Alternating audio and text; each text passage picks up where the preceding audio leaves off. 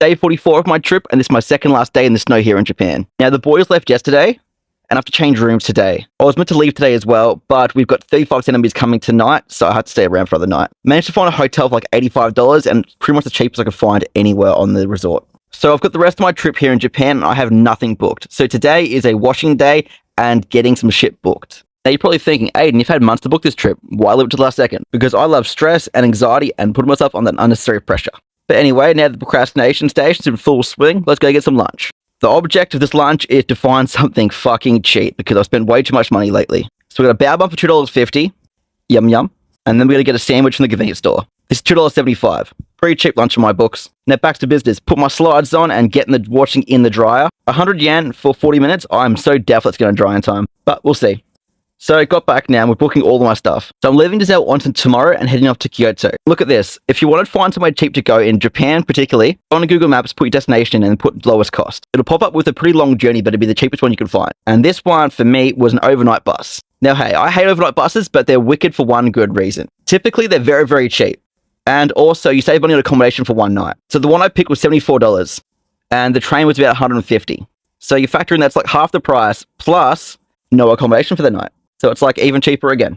Anyway, that's how I look at it because it's going to suck either way. Anyway, back to my video. So I went out for dinner tonight and I was again looking for something cheap. I found fish and chips at this pub, but they weren't very big. But oh well, what are you going to do? I got back to the procrastination station. Now I'm going to sort out what's coming with me, what's staying here, and what's going back to Australia. Everything here is coming with me. If you want more of an in-depth what I'm bringing and why I'm bringing it, then let me know and I'll make another video. But anyway, that's the end of our day now. I'm going to watch some YouTube, get an early night because powder tomorrow, and yeah, woo woo! To watch something tomorrow, but till then. And here we have it, day 45, our last day here in the snow in Japan. Definitely bittersweet, but we got a lot of power today, so I'm pretty happy. So after long ass waiting in line for the ticket, it was even longer waiting in line for the gondola. But well, got the top around about 9 o'clock, and then did the powder call, which is a woo woo, and a yay yay. Took a few tumbles that had lunch around about 11:30. We got carbs, and more carb. Oh, and coffee. This thing was bread, potato, and cheese, tomatoes, veggies, and it tasted pretty fucking sweet. So got back out after lunch and found some waist deep powder. So pretty fucking happy. And unfortunately, here's the last bit of the last run of the day. Oh well, it's been a fun season. Now got back, had to dry my gear somehow because it has to go into my snowboard bag to get mailed off to Australia today. So we get all that in the bag now. If you're wondering why that has to be taped up like that, it's because it needs to be smaller than what it is. Anyway, got to Japan Post and they told me it was still too long. Yay, so walk back to the hotel now. I'm going to book a different transport company to take it back for me. For $308. Not happy at all, but found some gyozas and beer on happy hour for $10. Off to the ATM to get some cash and a ticket, and our first bus of the evening. Now, remember I said yesterday, it's a night bus. So we're getting a bus, a train, and then a bus all the way to Kyoto. Should get us there around about 5:30. So I got a coffee because it's going to be a bit of a night, and now we're off with 5 minutes to spare. But I got distracted by my phone and missed the fucking train. So that adds an extra hour and a half onto our night. Yay. Oh, shit happens. But anyway, in here, heater, good. So we got this train, got off this train, got back on the next train, and yeah, here we go. We got to Nagano about 9:30 and the bus isn't till 11:30. So I walked around for a bit and now I'm going to go find some food. Pretty much everything open right now was 7-Eleven, so we're going to get a sandwich and we're going to see how this burger goes. Hope's not high at all, very shit. But I bought a hash brown for a bit of extra crunch and much, much better.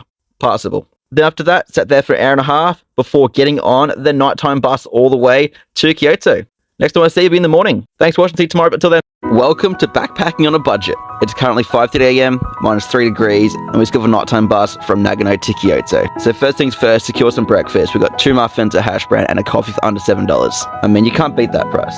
Next, time to get ready. So teeth, a quick shower, deodorant, and get fresh change of clothes, and we're good to go. So we're off to Fushimi Inari Taisha, which is a shrine about 10 minutes away. Sorry in advance for me butchering all the pronunciations of stuff. Now, the one good thing about getting off a nighttime bus and getting into a city pretty early is you get to all these beautiful tourist locations without anyone around. This place is one of the most well-known shrines in all of Japan. It was built in 711 AD, which makes it around about 1300 years old today.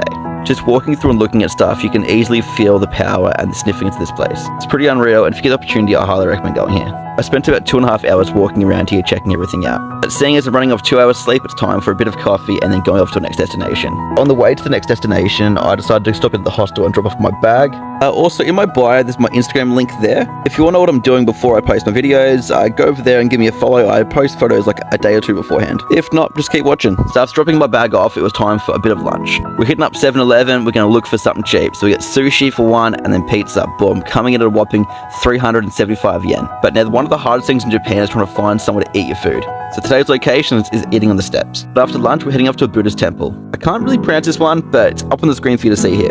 Anyway, walking around here, I was basically a resident photographer. I took 7 people's photos in about 15 minutes. But again, this is another location that just photos and videos don't do any justice. You have to really be here to experience how magical it is. So legends say if you drink this water from the mountain, it gives you good health and good fortune. I mean, we can always use a bit of good health and good fortune. So at this stage, I'm getting pretty tired now. I've been walking for hours, so I figured I'm going to walk back to the hostel and get some lunch on the way back, and also go check out a couple more small temples. Now, don't hate me, but I'm hitting McDonald's up for the second time today. I haven't had fast food in months, so I'm sorry. But boy, oh boy, did it hit the spot. And again, it was like $6.50. It's actually insane how cheap Western fast food is here. But now it's finally time to check into the hostel. So I'm staying here for 3 nights and I'm paying $25 a night, which was the cheapest one I could find for the location here in Kyoto. But I'm pretty tired now, so I'm having a quick nap, which turned to like a 3-hour nap. Now it's time to get some dinner. I'm gonna go to 7-Eleven again because I know the food's cheap and it's easy and it's quick. So I'm going to pizza and there's chicken and rice and cheese. I also got a bit of fried chicken too, which came into about 700 yen. Definitely pretty good value there. Now here's a quick tour of the common room next to the kitchen. It's actually a very nice hostel. But now while my chicken, rice and cheese are heating up, I go to a bit of fried chicken and then get into this bad boy. Smash. But anyway, that's the end of my day. Thank you for watching the whole video. If you like this video, please give me a like and a comment and consider following. Thanks for watching. See you tomorrow, but until then. Trying to backpack around the world with $10,000? Day 47, and we're in Kyoto, Japan. And here's my plan for today. Spend no more than $13 on food, walk around and get lost in Kyoto, and find at least one site that Kyoto is known for. When I first started backpacking, I was pretty overwhelmed with all the things to do and see, and I felt like I had to do it all and see it all in the one day. But the truth is, you can never see everything no matter where you go. So that's why I came up with my 3 rule. 3 things I want to do and see in a place each day. And if I do those 3 things, well, then I feel like I've achieved something for the day. So after all, traveling would be fun, it's not too stressful. And I'm also a big believer in walking around places. Like today, I was walking around and came across this place. It's the Hadashi Hangagi Buddhist temple, and it was pretty incredible. I went to the actual Buddhist temple itself where the monks were doing their like hymns, I think they are. And that was a pretty mesmerizing experience. For obvious reasons in the film, I think. But after walking around here for about, I don't know, an hour, I decided to keep moving on to my actual destination of the day, which is the Niju Castle. So on the way there, I was getting pretty hungry and I've been walking for a few hours. And I came across a little restaurant here. They serve my favorite thing, gyozas. For 230 yen, you get 6. Now, I don't know about you, but that's a pretty damn good deal in my books, and it keeps in line with my budget for the food for the day. They were very nice, and the whole time I was there, they were just laughing and talking, so I felt like they enjoyed their jobs. After lunch, it was time to head off to the next destination, which is the castle I was telling you about earlier. So I looked on Google, and it was 800 yen for the entry to the castle. When I got there, I realized it was 800 yen for the gardens, and then 1300 yen for the entry to the castle as well. So I only had in my mind it was going to cost 800 yen for the entire thing, so I only did the castle gardens, not the actual castle itself. I kind of regret it now, but oh well. This castle wasn't actually a full samurai castle. It was built in the peacetime to sort of mark what samurai castles were like. That's my understanding of it anyway. After that, got on the bus to the Kinkagaji, which is known for its gold temple, which you can see here. Now, make it seem like there's no one there, but it was absolutely packed. Definitely well worth it. Now, on the way back, I was looking how to get back, and the transport wasn't any quicker, really. So I figure, let's go for an hour and a half walk back. And again, I like walking through cities. I think it's one of the best experiences you can get, walking through a city and seeing how people live and act in their own home. Anyway, I got back to this for like an hour before going up on the roof for the sunset. I think I missed it, but it was still a pretty good view.